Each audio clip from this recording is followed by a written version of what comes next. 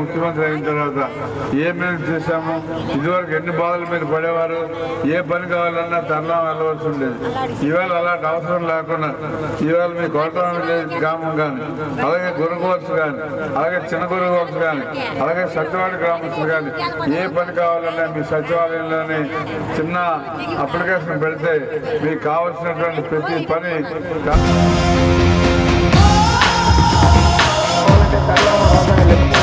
పండగ ముందే మీ ధాన్యం పంట డబ్బులు బిల్ పేమెంట్ చేస్తామని రైతులకి సకాలంలోనే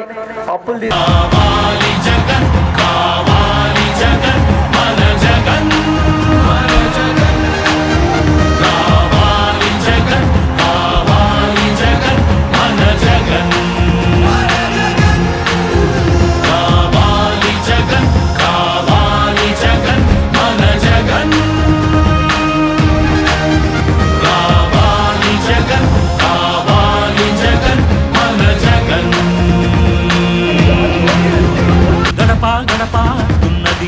ఒకసారి ఇంకొకసారి పెద్దాయన రాజన్న పాలన